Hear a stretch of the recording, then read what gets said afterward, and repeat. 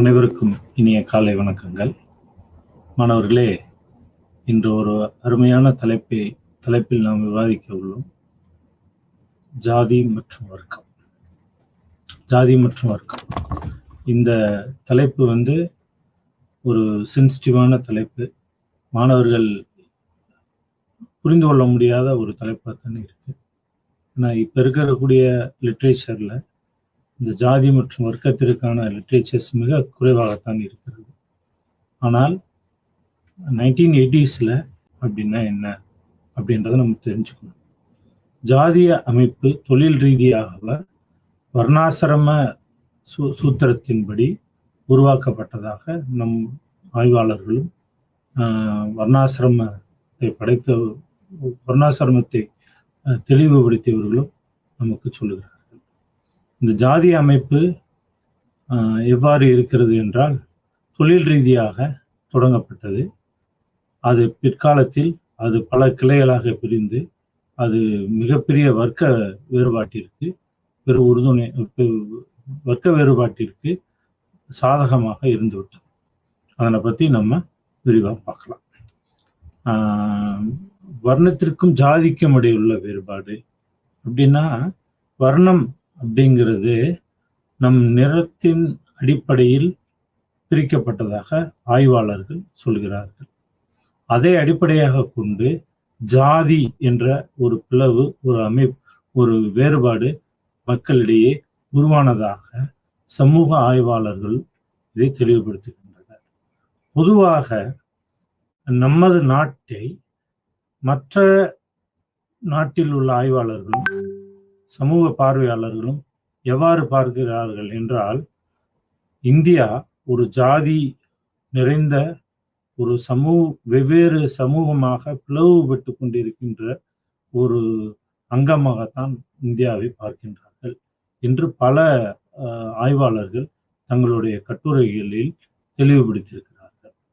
ஏனென்றால், நான் முன்னமே போன வகுப்பில் நான் சொன்னது போல, ஜாதி என்ற அமைப்பு மற்ற நாடுகளிலே போல் இல்லாமல் நமது நாடுல மிகப்பெரிய வேறுபாட்டை உணர்வு ரீதியாக நாம் பார்க்க முடிகிறது. எடுத்துக்காட்டுக்கு சொல்லணும்னா, தென்னாப்பிரிக்கா என்ற ஒரு நாடு இருக்கிறது. அந்த நாட்டில் ஜாதிய பாகுபாடு, இனப்பாகுபாடு என்று இருந்துச்சுன்னா, அந்த நாட்டில் வெள்ளை இனத்தவர், கருப்பு இனத்தவர் என்று வேறுபடுத்தி பார்க்க முடியும். அது நம்மளுடைய பார்வையிலே தெரியும். இவங்கெல்லாம் வெள்ளை இனத்தை சேர்ந்தவர்கள், இவர்களெல்லாம் கருப்பு இனத்தை சேர்ந்தவர்கள் என்று நமக்கு வெளிப்படையாக தெரிகிறது. ஆனால் இந்தியாவில் மட்டும்தான் நிறம் ஒரே மாதிரி இருக்கும். ஏன்னா அனைவரும் ஒரே மாதிரி தான் இருப்பாங்க. ஆனால் உணர்வு ரீதியாகவும் சிந்தனை ரீதியாகவும் ஜாதியால் வெவ்வேறு சமூகங்களாக பிரிக்கப்பட்டு வாழ்ந்து கொண்டிருக்கிறார்கள் அப்படின்றத சொல்ல முடியும். பார்த்தா ஒரே மாதிரி இருப்பாங்க. ஆனா அவங்க மனசுல என்ன இருக்கும் அப்படின்னு சொன்னா, நான் உயர்ந்த ஜாதிக்காரன், நீ தாழ்ந்த ஜாதிக்காரன், நான் உன்னால் உயர்ந்தவன், நான் உன்னை விட, நீ என்னை விட பொருளாதாரத்தில், அரசியல் ரீதியாக, சமூக ரீதியாக ஒரு பாதுகாப்பில் இருந்தாலும் நான் உன்னை விட உயர்ந்தவன் என்று எப்படி இருக்கிறது அவர்களுடைய எண்ணங்களிலும் அவங்களோட சிந்தனைகளிலும் பிரதிபலிக்கிறது என்பதை நாம் பார்க்க முடிகிறது.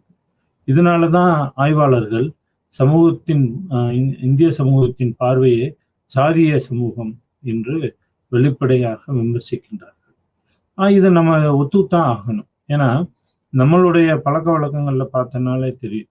ஃபர்ஸ்ட் நீங்க எந்த ஊரு, எந்த பேரு அப்படின்னு கேட்பாங்க.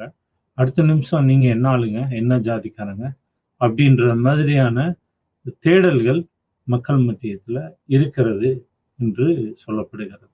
அப்ப ஏன் அதை கேட்குறாங்க அப்படின்னு சொன்னா, அது ஒரு மரபணுவுல ஒளிந்து கொண்டு இருக்கிற ஒன்றா கூட நான் கருதுகிறேன். எப்படி அப்படின்னு சொன்னா, இப்போ ஒரே ஜாதிக்காரங்களா இருந்தா அவங்களுடைய எண்ணங்களும் சிந்தனைகளும் ஒரே மாதிரியாக இருக்கும் அப்படின்னு சொல்லி என்ன செய்யறாங்க, அவங்களோட அந்நியோன்யமாக பழகுவதற்கு ஒரு வழியை தேடுகிறார்கள். இதுதான் இந்த இதா பார்க்கப்படுகிறது. அதே மாதிரி ஜாதிய பார்வையில இவங்க உயர்ந்த ஜாதிக்காரங்க, இவங்க கிட்ட நம்ம விலகியே இருக்க வேண்டும் என்று, இல்லை தாழ்ந்த ஜாதிக்காரர்கள் இவர்களிடம் விலகியே இருக்க வேண்டும் என்ற சிந்தனை மேலோங்கி எழுகிறது. அதைத்தான் ஆய்வாளர்கள் மிக தெளிவாக நமக்கு சொல்லியிருக்காங்க. அப்ப வர்ணத்திற்கும் ஜாதிக்கும் இடையில வேறுபாடு என்றால், வர்ணம் என்பது நிறத்தால் வேறுபடக்கூடிய ஒரு இதை சொல்லுகிறோம், ஒரு சமூகத்தை சொல்கின்றோம். ஜாதி என்பது ஒரே இனத்திற்குள் ஒரே வர்ணத்திற்குள் வெவ்வேறு வகையாக பிரிந்து கிடக்கக்கூடிய சமூக கட்டமைப்பை சொல்கின்றோம். இதைத்தான் இரண்டுக்கும் உள்ள வேறுபாடை நம்ம உணர முடிகிறது. அதுக்கடுத்து பார்த்தீங்கன்னா, ஜாதிய கட்டமைப்பில் பல வகையான அடிப்படை கட்டமைப்பு வசதிகள் உள்ளதாக சமூகவியல் ஆய்வாளர் ஆண்ட்ரே பெட்டைல்ஸ் கோடிட்டு காட்டியுள்ளார். இந்த சாதிய கட்டமைப்பின் அம்சங்கள் என்ன அப்படின்னு சொல்லி அவரின் கூற்றுப்படி நாம் தற்பொழுது பார்ப்போம். ஜாதி எனும் கட்டமைப்பு ஒரு சில பிரிவினைவாதிகளின் கருத்தாகும். ஆமா, ஜாதி என்னும் கட்டமைப்பு ஒரு ஒரு பிரிவினைவாதிகளின் ஒரு கூற்றாக அது விளங்குகிறது. இது மக்களின் வாழ்வியல் முறைகளோடு உற்று நோக்கி பார்க்கப்படுகிறது. வாழ்வியல் முறைகளோடு உற்று நோக்கி பார்க்கப்படுகின்றது என்று சொல்லப்படுகிறது. இந்தியாவில் ஜாதிய முக்கியத்துவத்தை உலகளாவிய சமூகம் இதனை பண்டைய இலக்கியங்களில் கூறப்பட்டுள்ளது. ஜாதிய அமைப்புன்னு சொல்லி நம்ம பார்த்தோம் இல்லையா, இந்த ஜாதிய அமைப்பு பண்டைய கால இலக்கியங்களில் இது கோடிட்டு காட்டப்பட்டுள்ளது. அதனாலதான் அந்த ராமாயணத்துல கூட அந்த வேடுவன் என்று அந்த வேடுவன் அப்படின்னு சொல்லி பிரிக்கப்படுகிறது. அந்த சத்திரியன், சூத்திரர், வைசியர் என்று அங்கே பிரிக்கப்படுகிறது. இதை நம்ம வெளிப்படையாக பார்க்கிறோம்.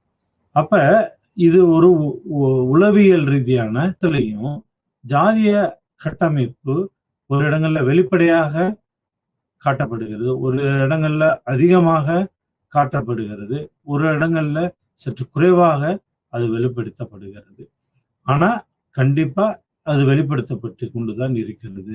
சில இடங்கள்ல நேரடியாக நம்ம கிராமங்களிலோ இல்ல ஈவன் சின்ன சின்ன நகரங்களிலோ நேரடியாவே கேட்டுருவாங்க, நீங்க என்ன ஜாதிக்காரங்க அப்படின்றது. இன்னும் கொஞ்சம் அவங்க கொஞ்சம் மெச்சூரிட்டியா கேட்கிற மாதிரி என்ன செய்வாங்க, அவங்கள தெரியுமா, இவங்கள தெரியுமா, அவங்க உங்களுக்கு என்ன வேணும் இப்படின்னு சொல்லி சுற்றி வளைச்சு அங்க கேட்பாங்க. இன்னும் ஆனா எல்லாருடைய மனசுலையும் இந்த ஜாதிய கட்டமைப்பு இருக்கிறது என்று காட்டப்படுகிறது என்று யார் சொல்றாரு, ஆண்ட்ரே பெட்டைல் என்று சமூகவியலாளர் சுட்டி காட்டுகிறார். ஆனால் பொதுவாக பரஸ்பர உறவுகளும் காணப்படுகிறது. ஒவ்வொரு இனத்திற்கும் ஒவ்வொரு ஜாதிக்கும் ஒரு பரஸ்பர உறவுகள் தற்பொழுது காணப்படுகிறது. ஏன்னா ஒவ்வொரு சமுதாயமும் இன்னொரு சமுதாயத்தை சார்ந்து வாழக்கூடிய சூழல் இங்கே நிலவுகிறது. எடுத்துக்காட்டுக்கு சொல்லணும்னா, தச்சர், முடி திருத்துபவர், மருத்துவர்னு சொல்லுவாங்க மதுரையில. இந்த மாதிரி இருக்கு. யாரையும் தவிர்த்து விட்டுட்டு இங்கு வாழ முடியாது. அதனால பரஸ்பர உறவுகள் காணப்படுகின்றது. ஆனால் விரோதம் இல்லாதது போல அது காட்டப்படுகிறது. ஆனால் ஒரு சில ஜாதி அமைப்புகளிடம் ஒன்றுக்கொன்று விரோதங்களை வெளிக்காட்டி கொண்டிருக்கிறார்கள். அது நாளடைவில் பெரிய சண்டைகளாகவும் பெரிய கலவரங்களாகவும் அது முடிவடைகிறது, கலவரங்களில் போய் விடுகிறது. அது பின்னாடி நம்ம பார்ப்போம். அது தற்போதைய சூழல்ல இது மிக குறைவாக இருக்கிறது அப்படின்னு சொல்லி ஆய்வாளர்கள் கருத்து தெரிவிச்சிருக்காங்க. கொஞ்சம் ஒரு 1980s அந்த மாதிரி 1980, 90களில் பார்த்தீங்கன்னா ஜாதிய மோதல்களும் ஜாதிய வகுப்பு பிரச்சனைகளும் மிக கொடூரமாக கலவரங்களாக வெடித்ததை நாம் பல செய்தியின் வாயிலாகவும் வரலாற்று ஆய்வின் வாயிலாகவும் நம்ம தெரிஞ்சுக்கிற முடிகிறது. இந்த சூழலில் இன்றைக்கும் சில ஜாதிய அமைப்புகள், ஜாதிய சங்கங்கள், ஜாதிய அரசியல் அமைப்புகள் என்ன செய்யறாங்க, மேலும் தன் மக்களை வலிமைப்படுத்தி அரசியல் மூலமாக அதிகாரம் பெறுவதற்கு முயற்சி செய்கிறார்கள். ஆனால் அது ஜாதிய மோதல்களாக உருவாக்கி விடக்கூடாது என்பது அனைவரின் கருத்தாக இருக்கிறது. அதனால ஜாதிய கட்டமைப்பை ஆண்ட்ரே பெட்டைலர் கீழ்கண்டவாறு வெளியிட்டிருக்கிறார். ஒன்று, ஜாதிய கட்டமைப்பு சில பிரிவினைவாதிகளின் கருத்தாகும். இது மக்களின் வாழ்வு முறையிலிருந்து உற்று நோக்கப்பட்டது அல்ல என்று சொல்லியிருக்கிறாங்க. ஆனால் இது வாழ்வோடு தொடர்புபடுத்தப்படுகிறது. அதுக்கடுத்து இந்தியாவில் சாதிய முக்கியத்துவத்தை உலகளாக சமூகம் அறியும் இதனை பண்டைய இலக்கியங்களில் கூறப்பட்டுள்ளது. இது நமக்கு தெளிவாக புரிகிறது. அது சாதிய கட்டமைப்பு குறைவாகவோ இல்லை வெளிப்படையாகவோ அதிகமாகவோ ஒரு இடத்தில் ஆனால் வெளிப்படுத்தப்படுகிறது அப்படின்னு சொல்லி சொல்றாரு. அதுக்கடுத்து பரஸ்பர உறவுகளும் நமக்குள்ளே காணப்படுகின்றன என்று ஒரு கட்டமைப்பை அவர் எடுத்து வைக்கிறார். இதை நம்ம தெளிவாக தெரிஞ்சுக்கலாம். இந்திய ஜாதி அமைப்பிலிருந்து வெளிப்படும் 2 ஆபத்துகளை ஆண்ட்ரே பெட்டேலி சுட்டி காட்டுகிறார். அது என்ன 2 ஆபத்துக்கள் என்று நம்ம பார்த்தோம்னா, ஃபர்ஸ்ட் ஜாதி அமைப்பு மக்களின் வாழ்வியலோடு தொடர்புடையது என்பதை பெட்டேலி கவனிக்கிறார். அதாவது அவர்களுடைய செயலுக்கும் அவர்களுடைய வாழ்வியல் முறைகளுக்கும் அவர்களுடைய தொழிலுக்கும் அவர்களுடைய பழக்க வழக்கங்களிற்கும் அவர்களுடைய உணவு பழக்கத்திற்கும் அவர்களுடைய விழாக்களுக்கும் அவர்கள் கொண்டாடக்கூடிய அவர்கள் வணங்கக்கூடிய தெய்வங்களுக்கும் இந்த ஜாதிய அமைப்பு மக்களின் வாழ்வியலோடு தொடர்புடையது என்பதை அவர் கவனிக்கிறார். உண்மையிலே இது மிகப்பெரிய கவனிப்பாக தான் நாம் கருத வேண்டும். ஏன்னா ஒரு இனத்தின் அடையாளமாக என்ன சொல்லப்படுகிறது, அவர்கள் உண்ணக்கூடிய உணவு, அவர்கள் வழிபடக்கூடிய தெய்வங்கள், அவர்கள் கொண்டாடக்கூடிய விழாக்கள் அந்த மக்களின் சமூக அமைப்பு, ஜாதி அமைப்பை பிரதிபலிக்கக்கூடியதாக இருக்கிறது. ஆமா, இதை நம்ம வெளிப்படையா சொல்லணும்னா ஒவ்வொரு இனத்திற்கும் ஒரு உணவு பழக்க வழக்கம் இருக்கிறது. ஒரு சிலர் ஒரு வீட்டுல பாத்தீங்கன்னா ரொம்ப காரமா சாப்பிடுவாங்க ஒரு இனத்துல, ஒரு ஜாதி அமைப்புல. இன்னொரு ஜாதியில பாத்தீங்கன்னா அவங்க பச்சை மிளகாயே சேர்த்துக்க மாட்டாங்க, சில பேர் வெங்காயமே சேர்த்துக்க மாட்டாங்க. அதனால அது மக்களின் வாழ்வியலோடு தொடர்புடையதாக கருதப்படுகிறது என்று சுட்டி காட்டுகிறார். அதுக்கடுத்து இரண்டாவதாக பொருளாதாரம் மற்றும் அரசியல் விவரங்களை கணக்கில் எடுத்துக்கொள்ள தவறிவிட்டது என்று 2 ஜாதி அமைப்பில் வெறுப்படும் ஆபத்துகளை அவர் சுட்டி காட்டுகிறார். என்ன அப்படின்னு சொன்னா, இந்த ஒரு சாதிய அமைப்புகள், ஒரு சங்கங்கள் ஒரு அரசியல் ரீதியான வளம் பெறுகிறது என்றால் எதற்காக? ஒரு பொருளாதார ரீதியான வளத்தை பெற வேண்டும், ஒரு பொருளாதார மேம்பாட்டை பெற வேண்டும் என்பதை தான் நம்ம நினைக்கிறோம். ஆனால் இன்று பொருளாதார ரீதியாக இதுதான் முக்கியமான கருத்து நம்ம பார்க்கணும். இந்த பொருளாதார ரீதியாக வளர்ந்த ஒரு தாழ்ந்த சமுதாயம் என்று கருதக்கூடிய ஒருவர் என்ன செய்ய முடியாது, மற்ற வீட்டுல பெண் எடுக்கிறதோ இல்லை திருமணம் செய்து கொள்வதோ இல்லை அவங்க வீட்டுல தாராளமாக சென்று வருவதோ இன்றைய பல கிராமங்களில் அது மறுக்கப்படுகிறது, வெறுக்கப்படுகிறது. பொருளாதார ரீதியால வசதியா இருந்தாலும், அது இன்னும் உங்களுக்கு தெளிவா சொல்றேன், ஒரு இனம், ஒரு ஜாதி அமைப்பு அரசியல் ரீதியான பலத்தை பெற்று இருக்கிறது அப்படின்னு நம்ம வச்சுக்குவோம். பொருளாதார ரீதியான வளத்தை பெற்று இருக்கிறது வச்சுக்குவோம். அடுத்து மூன்றாவதாக ஒரு பெரிய உடல் ரீதியான வளத்தையும் அது பெற்றிருக்கிறது என்று வச்சுக்குவோம். ஆனால் அது தாழ்ந்த இன்றைக்கு இருக்கக்கூடிய அந்த பட்டியல் இனத்திற்கு கீழே வரும் பொழுது மற்ற இனத்தை சேர்ந்தவர்கள், அதாவது தாழ்த்தப்பட்டவர்கள், இல்லாட்டி மிகவும் பின்தங்கியவர்கள், இல்லாட்டி forward community, backward community or most backward community or forward community, ஒரு பட்டியல் இனத்தவரை, ஒரு எஸ்சி கம்யூனிட்டி அவர் பொருளாதார ரீதியாக வளர்ந்திருந்தாலும், அரசியல் ரீதியாக வளர்ந்திருந்தாலும், உடல் ரீதியாக அவர் வலுவை பெற்றிருந்தாலும், இந்த பின்தங்கிய பிசி என்று சொல்லக்கூடிய அந்த ஜாதியக்காரங்க எப்படி பார்க்கிறார்கள் என்றால், நீ என்னதான் நீ பொருளாதார ரீதியால, அரசியல் ரீதியாக, உடல் ரீதியாக நீ பலம் பெற்றிருந்தாலும் எனக்கு கீழே தானே நீ அப்படின்னு சொல்லி ஒரு சிந்தனை வளர்ந்து கொண்டிருக்கிறது. அப்ப நம்ம இதில் ஒரு பெரிய கேள்வியை நாம் எழுப்பலாம். என்ன அப்படின்னு சொன்னா, அரசியல் ரீதியான நம்ம வளர்ச்சியை பெற்று விட்டால் நாம் மற்ற பேக்வேர்டு கம்யூனிட்டி போல நம்ம வளர்ந்துருவோம், இல்லாட்டி ஃபார்வேர்டு கம்யூனிட்டி போல நம்ம வளர்ந்துருவோம், நம்மளை மதிப்பார்கள் அப்படின்னு சொன்னா அது கிடையாது. பொருளாதார ரீதியாக வளம் பெற்று இருந்தாலும் நம்மளை எப்படி பார்க்குறாங்க அப்படின்றது நமக்கு எல்லாருக்கும் தெரிஞ்ச விஷயம்தான். அதனால பொருளாதார ரீதியாக வளம் பெற்று இருந்தாலும் கூட மனது ரீதியாக என்ன செய்யணும், அவர்களை மாற்ற வேண்டும். அவர்கள் ஒரு சமுதாயத்தில் அடிப்படை மாற்றங்கள் உருவாக வேண்டும் என்று அவர் அந்த கருத்தை சொல்றார். அதுதான் 2 ஆபத்து என்று அவர் சுட்டி காட்டுகிறார். இன்னும் 2-3 ஸ்லைட்ல அது எப்படின்னு சொல்லினாங்க.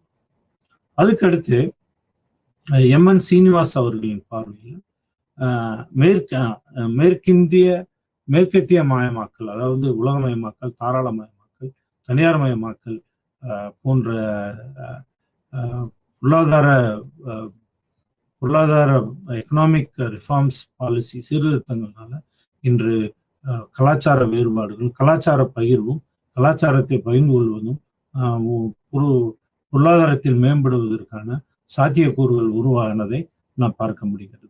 ஆனால் 1980s 90களில் இருந்தது, இப்ப இல்லை என்று எம்என் சீனிவாஸ் அவர்கள் ஒரு சமூகவியலாளர் அதை பார்க்கிறார்.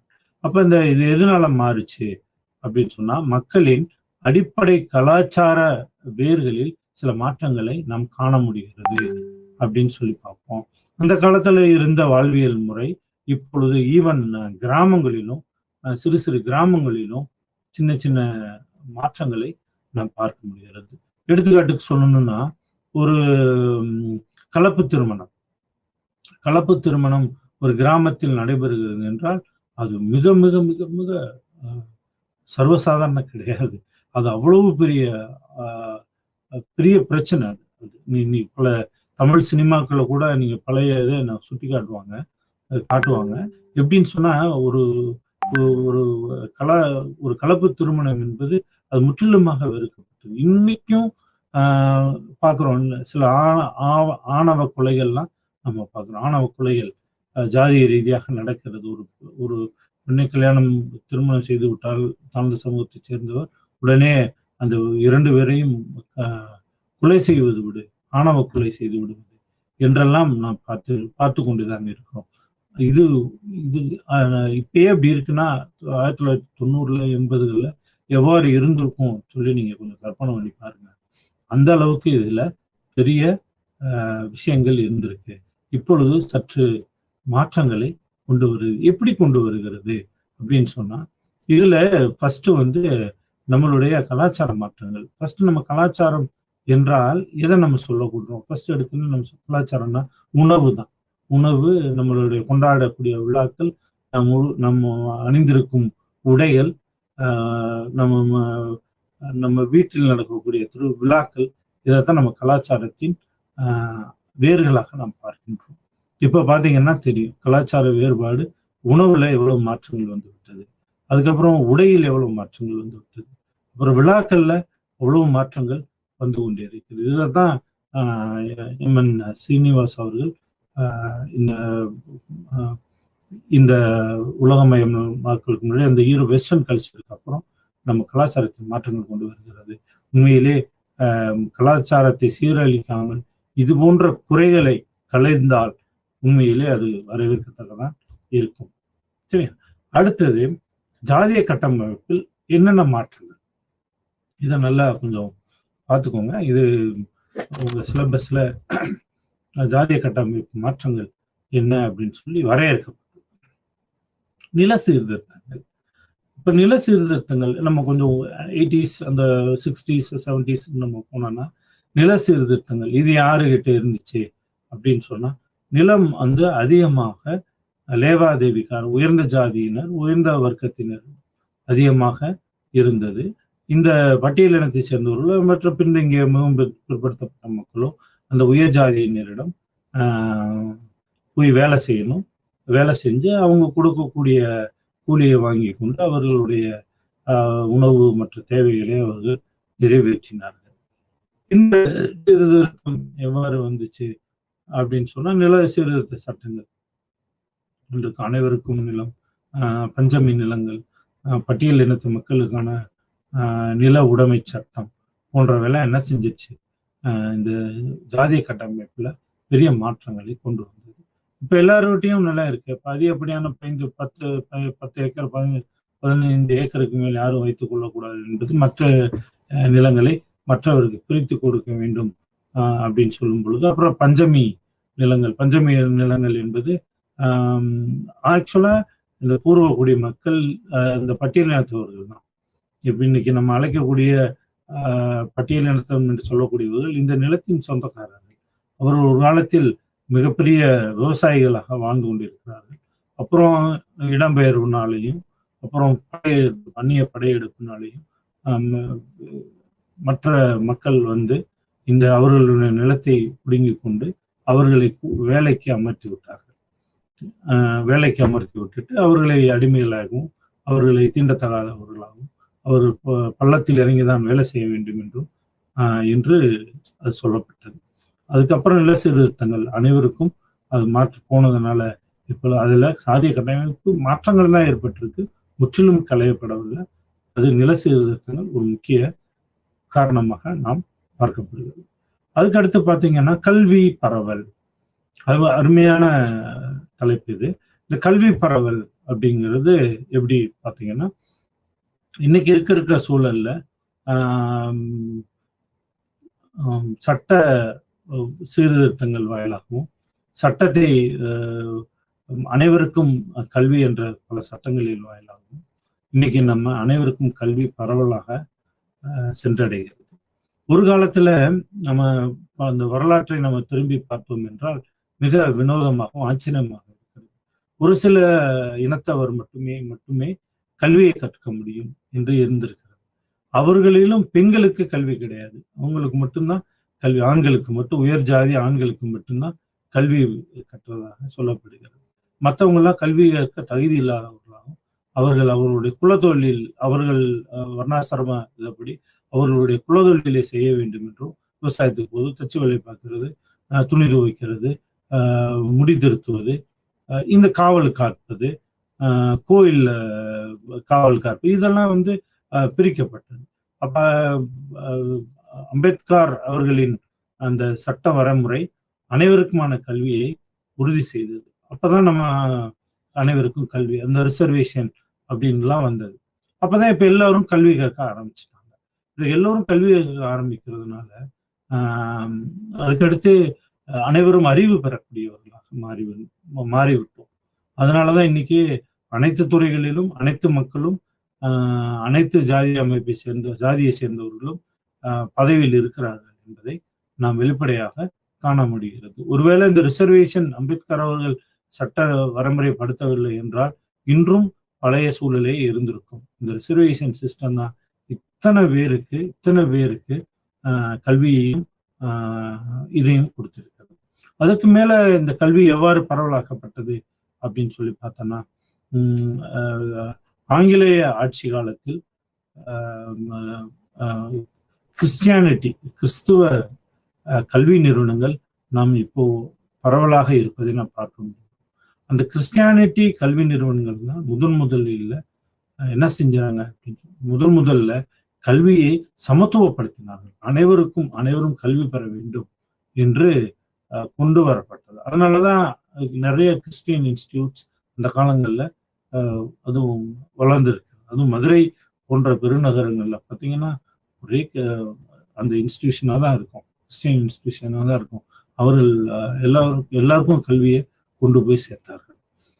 அதுக்கடுத்து அதனால அனைவரும் அறிவு பெறும் பொழுது அந்த சாதிய பாகுபாடுகள் அந்த கட்டமைப்புகளில் மிகப்பெரிய மாற்றங்களை நாம் காண முடிகிறது. அதுக்கடுத்து பார்த்தீங்கன்னா சமூக பாதுகாப்பு சட்டங்கள். சமூக பாதுகாப்பு, உயர்ந்த ஜாதிக்காரர்கள் தாழ்ந்த ஜாதிக்காரர்களை அடிமைப்படுத்துவதும், அவர்களை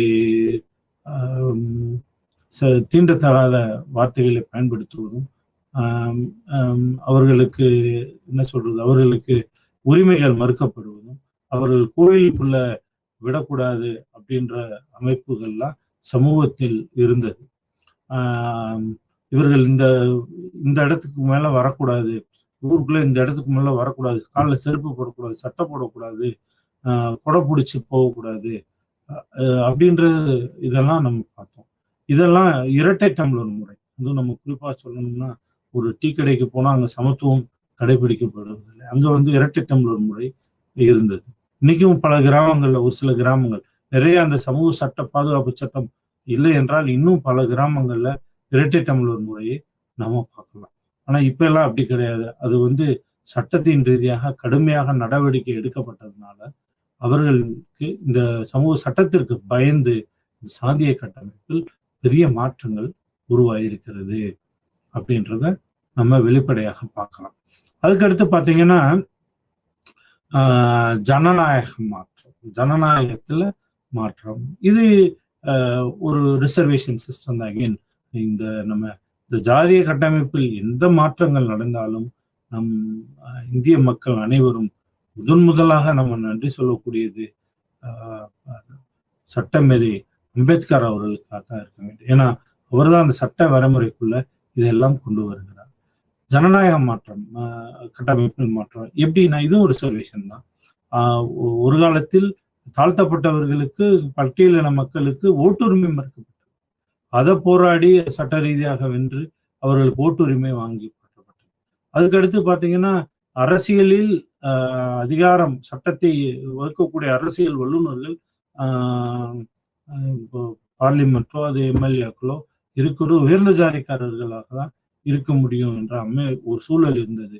அதற்கடுத்து அதுக்குள்ள ஒரு ரிசர்வேஷன் கொண்டு வந்ததுனாலதான் இன்று என்ன செய்யறாங்க, நிறைய அந்த ரிசர்வேஷனை பயன்படுத்தி நிறைய தாழ்த்தப்பட்டவர்களும், பட்டியலின மக்களும், பழங்குடியின மக்களும் அரசியல் ரீதியான அதிகாரத்தை அவர்கள் பெற முடியும் அப்படின்னு சொல்லி பெற முடியும்ன்றது சட்ட திருத்தங்கள் வந்ததுனால இன்னைக்கு சாதிய கட்டமைப்பில் பெரிய மாற்றங்களை நாம் காண முடியுது. இன்னும் சில கிராமங்கள்ல, நான் இந்த ஸ்லைடுக்கு அப்புறம் பேசணும்னு நினைச்சேன், பட் இந்த ஜனநாயகத்துக்கு பொழுது நான் பேசுறேன்.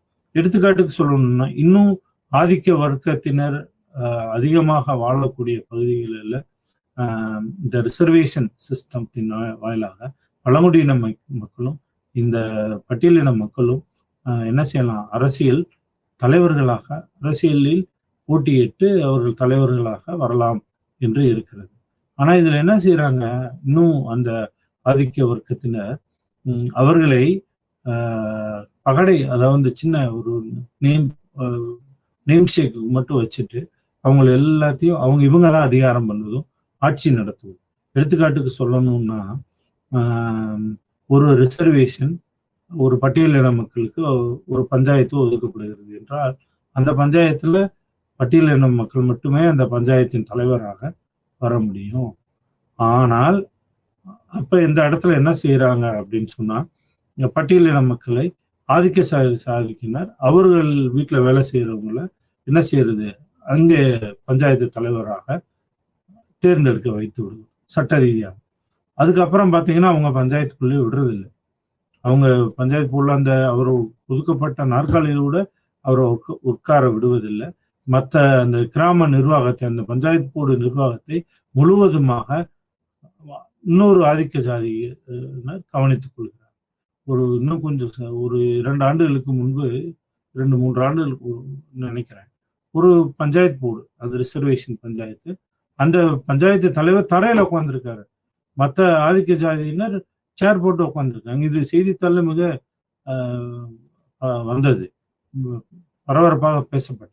உடனே அதுக்கு அந்த மாவட்ட ஆட்சித்தலைவர் அரசாங்கம் நடவடிக்கை எடுத்து அவர்களை சட்ட ரீதியாக தண்டிக்கவும் செய்தது, சட்ட ரீதியாக வழக்கும் தொடுக்கப்பட்டது. இதனால என்ன ஆயிடுச்சு அப்படின்னு சொன்னா, இந்த மாதிரி ஒரு சூழல் மக்கள் மத்தியத்தில் இருந்தது. இதுக்கு இப்போ ஜனநாயகம் மாற்றங்கள், ஜாதிய அடிப்படையில் கட்டமைப்பில் மாற்றங்களை ஏற்படுத்துவது. அதுக்கடுத்து பார்த்தீங்கன்னா தொழில் மயமாக்கலில் இந்த ஜாதிய கட்டமைப்பு உடைகிறது. எப்படி உடைகிறது அப்படின்னு சொல்லி பார்த்தோம்னா, இந்த தொழிலை இவர்தான் செய்யணும் அப்படின்னு சொல்லி வர்ணாசிரம் படி இருந்தது. உங்க அப்பா சலவை தொழிலாளி என்றால் நீயும் சலவை தொழிலாக சென்று விடு அப்படிங்கிறது. நாவிதர், உங்க அப்பா வந்து முடிதிருத்துவர் என்றால் நீயும் முடிதிருத்துவராக சென்று விடு என்ற ஒரு சூழல் இருந்தது. இந்த கல்வி பரவலின் வாயிலாக, இந்த கல்வி அனைவருக்கும் கிடைக்கப்பட்டதன் வாயிலாக இன்று வெவ்வேறு தொழில்களுக்கு மாறிக்கொண்டிருக்கிறார்கள். அந்த தொழிலே அவர்கள் செய்ய வேண்டிய அவசியம் இல்லை. ஏன்னா மற்றவர்களும் அந்த தொழிலை செய்யலாம். யார் வேணாலும் சலவை தொழில் செய்யலாம், யார் வேணாலும் முடிதிருத்துவது தொழிலை செய்யலாம் அப்படின்ற மாதிரி ஆச்சு. முடிதிருத்தக்கூடிய பாரம்பரியத்தில் வந்து ஒரு படித்து பட்டம் பெற்று சட்ட வல்லுநர்களாகவும் ஐடி நிறுவனங்களிலும் பணியாற்றிக் கொள்வதை நாம் காண முடிகிறது. இதற்கு அடிப்படையாக இந்த தொழில் மயமாக்கல் ஒரு மாற்றம் இருந்தது அப்படிங்கிறது அது கல்வி பரவல் முறைதான். அதுக்கப்புறம் அங்கே இங்கே தொழிற்சாலைகள் தொடங்கப்படுகிறது. பன்னாட்டு நிறுவனங்கள் தொழிற்சாலைகள் தொடங்குறாங்க. அதன் வாயிலாக அந்த பகுதியில் உள்ள தாழ்த்தப்பட்ட, பிற்படுத்தப்பட்ட, மிகவும் பிற்படுத்த மக்களுக்கு வேலை வாய்ப்பு கிடைக்கிறது. பன்னாட்டு நிறுவனங்கள், உள்நாட்டு நிறுவனங்கள்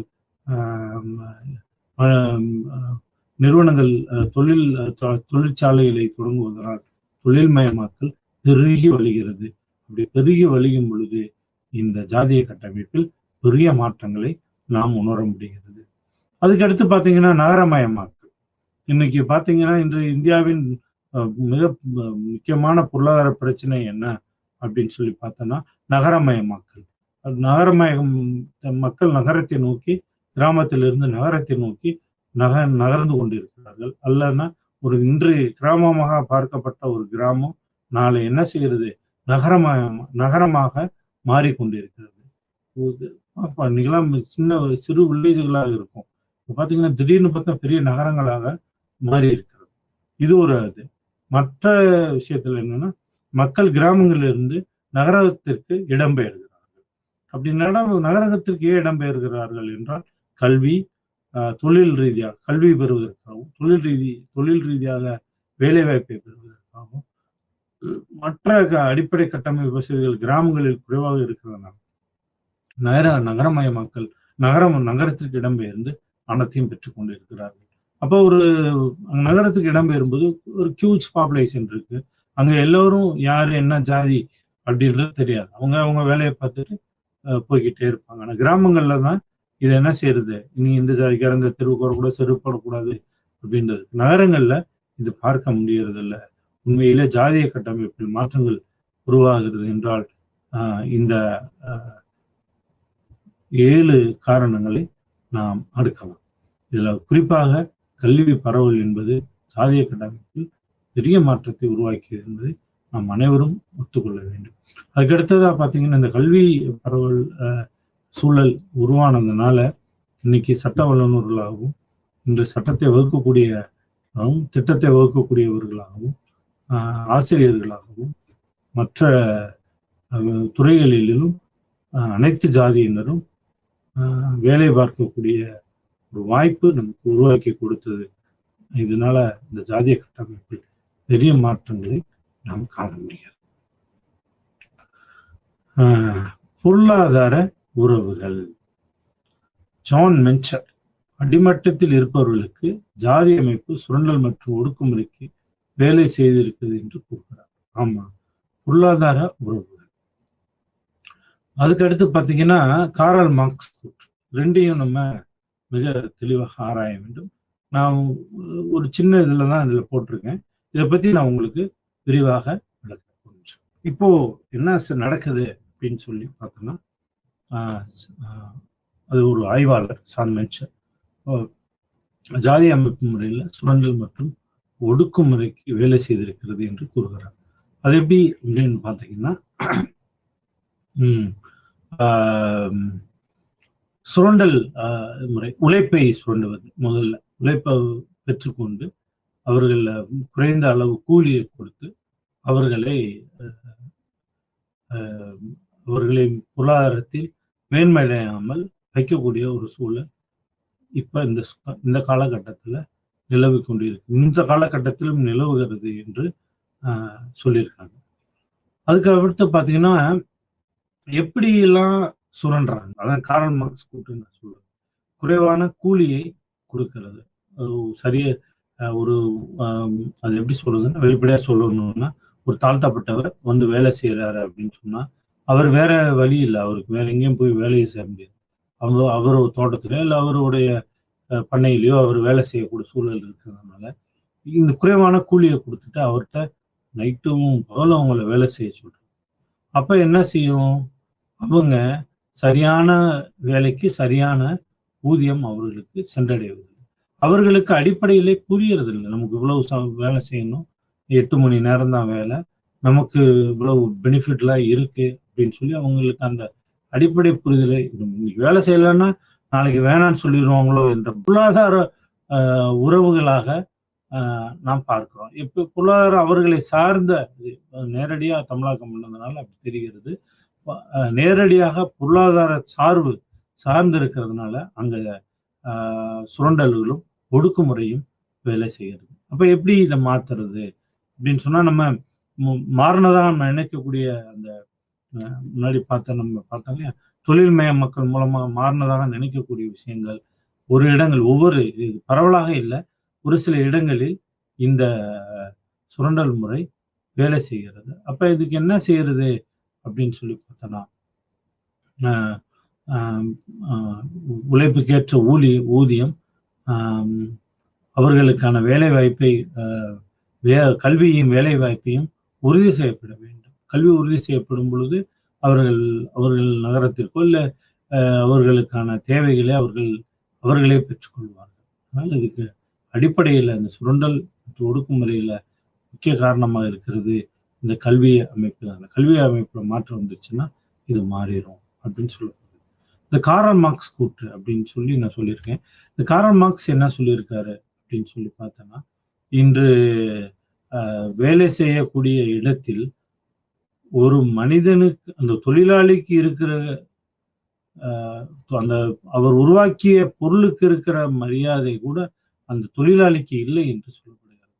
ரொம்ப எடுத்துக்காட்டுக்கு சொல்லணும்னா, ஒரு தொழிலாளி ஒரு மண்பானையை உருவாக்குகிறார், இல்லை ஒரு பொருளை உருவாக்குகிறார் அப்படின்னு வச்சுக்கோங்களேன். அந்த பொருளை உருவாக்குறார், அந்த முதலாளி வர்க்கத்திற்கு அந்த பொருளின் மீது இருக்கிற அக்கறை அந்த தொழிலாளி, அந்த பொருளை உருவாக்குன தொழிலாளி இருப்பது. எடுத்துக்காட்டு ஒரு பொருள் உடஞ்சே போகுது, அவர் உற்பத்தி செய்த பொருள் உடைஞ்சு போகுதுன்னா அவர் அந்த முதலாளி வருத்தப்படுவார், ஐயோ பொருள் உடைஞ்சு போச்சுன்னு. அந்த பொருளை உற்பத்தி செய்வனுக்கு ஏதாவது கையில ஏதாவது விபத்துகள் ஏற்பட்டாலோ இல்லை வேற ஏதாவது பிரச்சனைகள் ஏற்பட்டாலோ அவருக்கு வருத்தம் இல்லை. அதனால the workers are cheaper than the commodity அப்படின்னு சொல்லி காரல் மார்க்ஸ் இந்த கூட்டு சொல்லியிருக்காரு. அதே போலதான் அவர்களுக்கு தொழிலாளியின் மீது எந்த அக்கறையும் கிடையாது.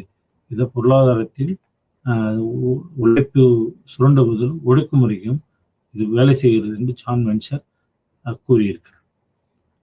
அதுக்கடுத்து பார்த்தீங்கன்னா, இது ரொம்ப இந்த இதை நான் படிக்கும் பொழுது ரொம்ப உணர்ச்சி பூர்வமாக இருந்தது. அதிகாரமும் ஆதிக்க ஜாதியும் அப்படின்னு சொல்லியிருக்காரு. இந்த ஒரு ஆதிக்க ஜாதியிலிருந்து அதிகாரம் மாறி இருப்பதை ஆண்ட்ரே பெட்டலி கவனிக்கிறார். அப்படி ஆண்ட்ரே பெட்டலி என்ற பிரெஞ்சு சோசியலிஸ்ட் என்ன சொல்லியிருக்காரு அப்படின்னு சொன்னா, முன்னாடி இருந்த ஆதிக்க ஜாதிகளிலிருந்து தற்பொழுது ஆதிக்கம் அதிகாரம் மாறி இருப்பதை நாம் கண்கூடாக பார்க்க முடியும். இப்ப சூழல்ல அது நடந்துகிட்டே தான் இருக்கு.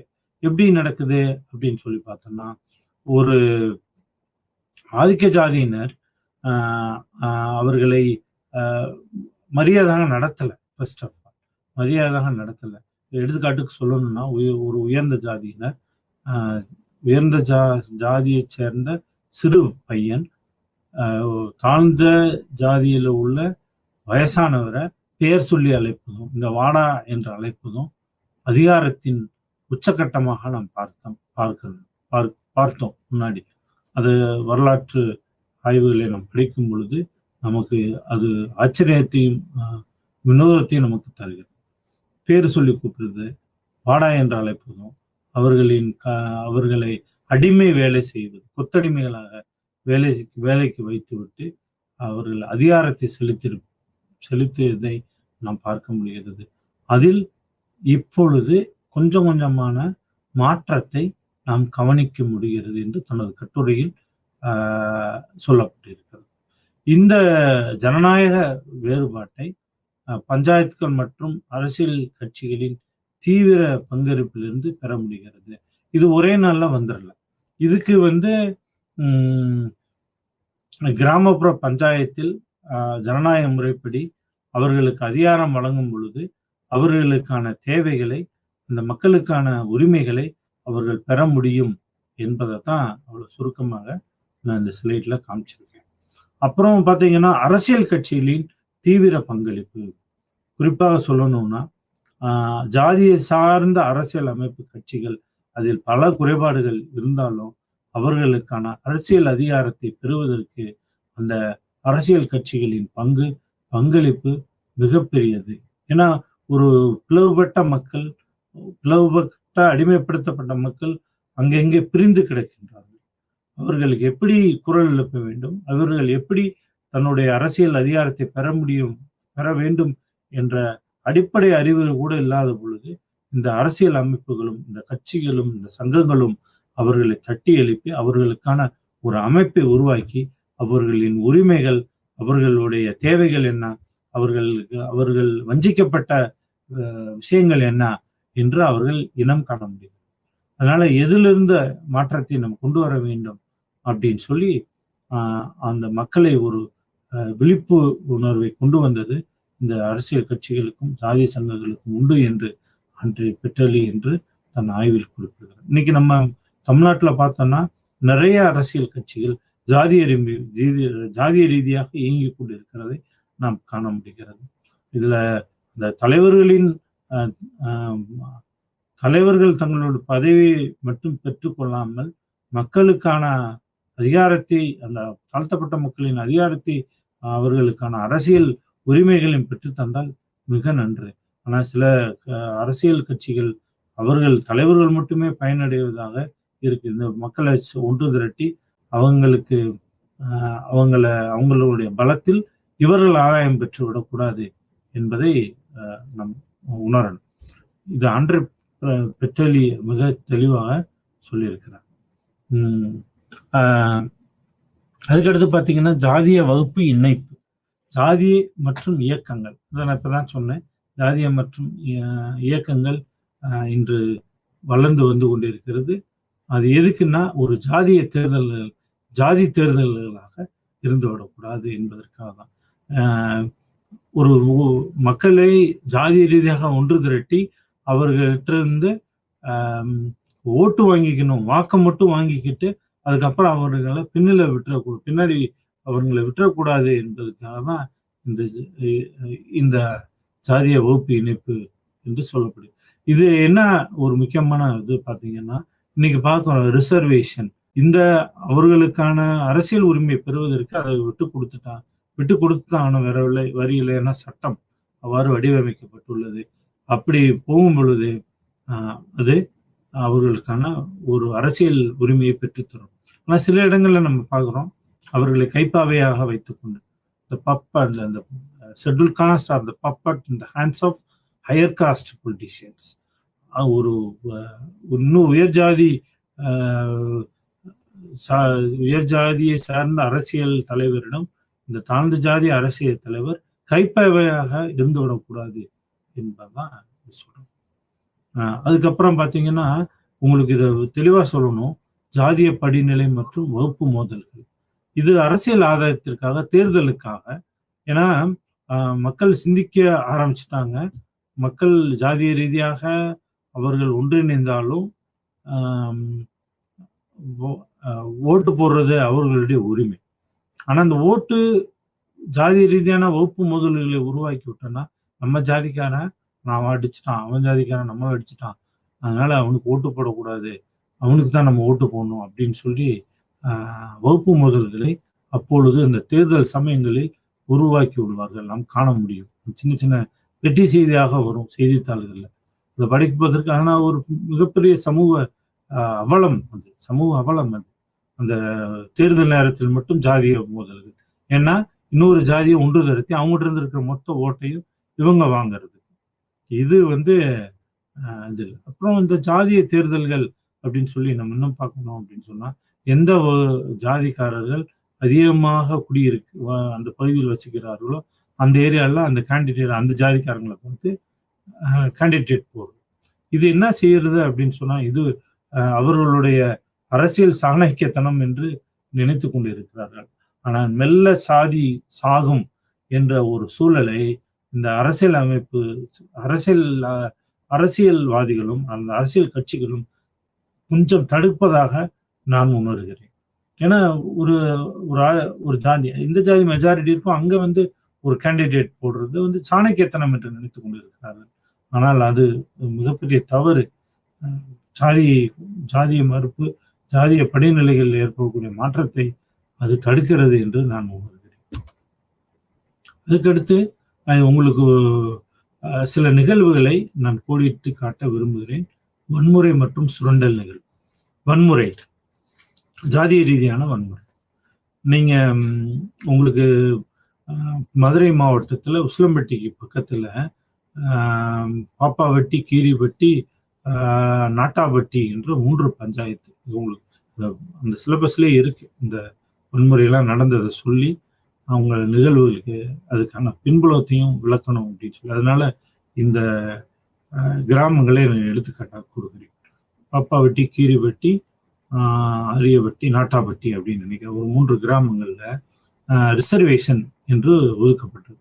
அந்த தேர்தல் அந்த பஞ்சாயத்து போர்டுக்கு பட்டியலின மக்களை தான் பஞ்சாயத்து தலைவராக தேர்ந்தெடுக்க வேண்டும். இது ரிசர்வேஷன் 10 இயர்ஸ், 10 வருஷத்திற்கான பஞ்சாயத்து தேர்தல் என்று சொல்லியாச்சு. ஆனா அங்க கேண்டிடேட், அங்க ஆதிக்க ஜாதியினர் கேண்டிடேட்டை அனௌன்ஸ் பண்ண விடுறதில்லை, தேர்தலை நடத்த விடுறதில்லை.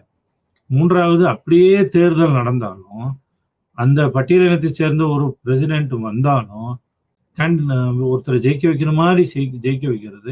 கடைசியில் அவர் அடுத்த நாள் ரிசைன் பண்ணிடுவார். நான் எனக்கு இந்த பஞ்சாயத்து போர்டு பதவியிலிருந்து நான் தலைவர் பதவியிலிருந்து விலகிக்கிறேன் அப்படின்னு சொல்லி ஒரு தாழ்த்தப்பட்ட சமூகத்தை சேர்ந்தவர் விலகிக்கிறார். அவரு விலகிறது இல்லை, வன்முறை, அவரை நிர்பந்திக்கிறது, அவரை கட்டாயப்படுத்துறதுனால அவர் என்ன செஞ்சிடறாரு, வேற வழி இல்லாம. ஏன்னா அவரு பொருளாதார ரீதியா மிக பின்தங்கி இருக்கிறார். அவர் ஆதிக்க ஜாதியினர் அவரோட வயல்களிலும் தோட்டங்களிலும் வேலை செய்து அவர் வாழ்ந்து கொண்டிருக்கிறார்.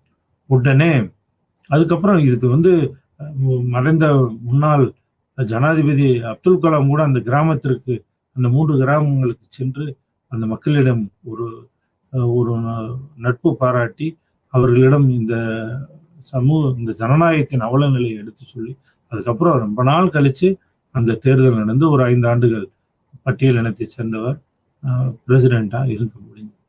அதுக்கு அடுத்து பார்த்தீங்கன்னா, மேலூர் பக்கத்துல ஒரு கீழவளவு அப்படின்னு சொல்லி ஒரு கிராமம்.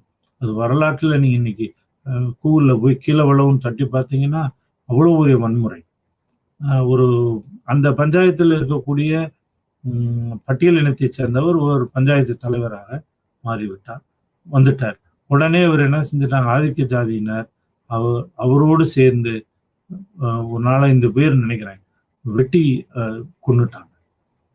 அவர் ஏன் நீ பஞ்சாயத்து தலைவரா வந்த அப்படின்னு சொல்லிட்டு அந்த மாதிரியான ஒரு வன்முறை அங்க நடந்ததை நம்ம பார்க்க முடியுது. சரி, நீங்க பார்க்கலாம் அது எத்தனை மாதிரி எந்த இடங்கள்ல வன்முறை மற்றும் அந்த ஆதிக்க ஜாதியினரின் வெறித்தனம் அடங்க மாட்டேங்குது அப்படின்னு சொல்லி சில கட்டுரைகளும் ஆய்வுகளும் நமக்கு சொல்லியிருக்கிறது.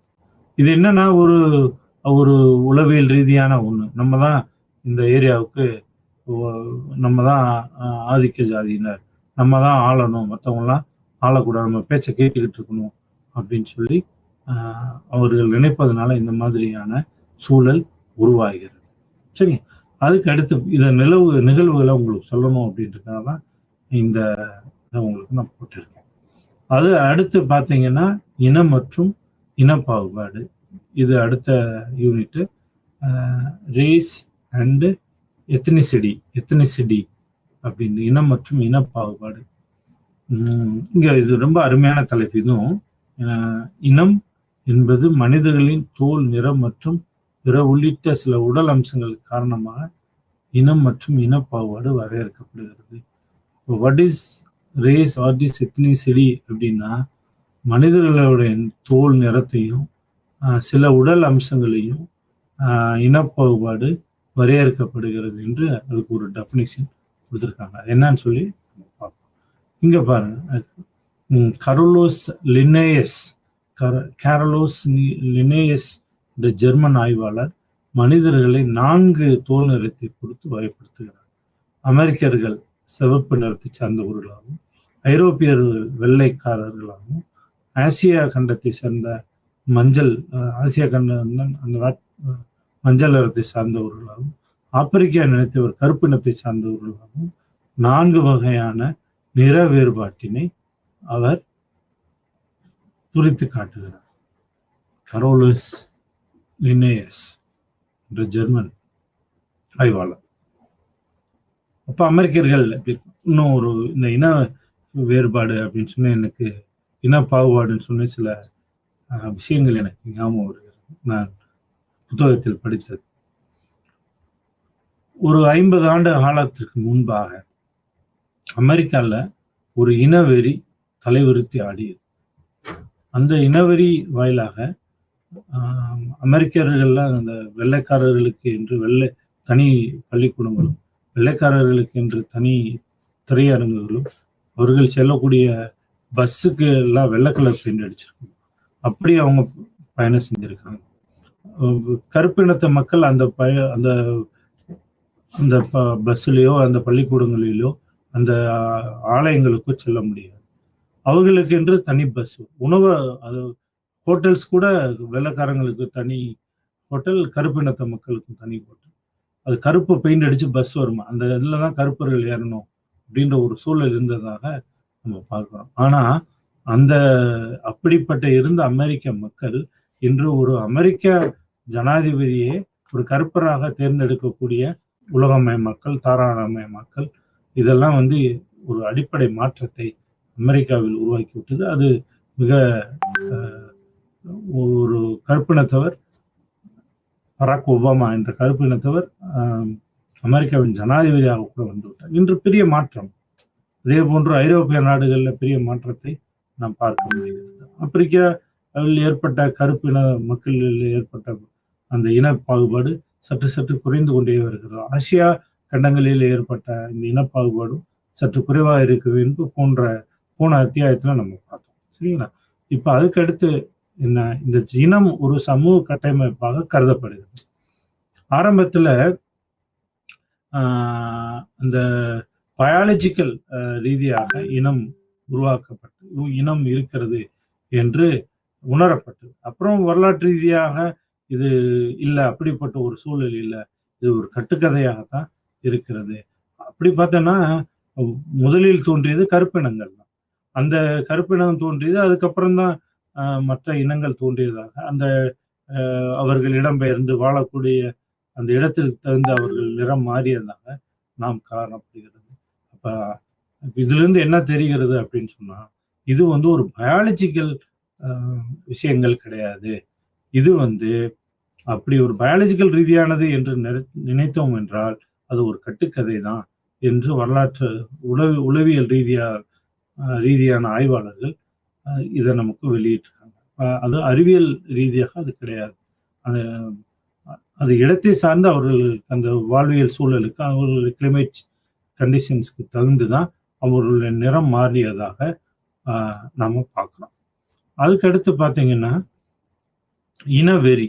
இதுதான் இனவெறி.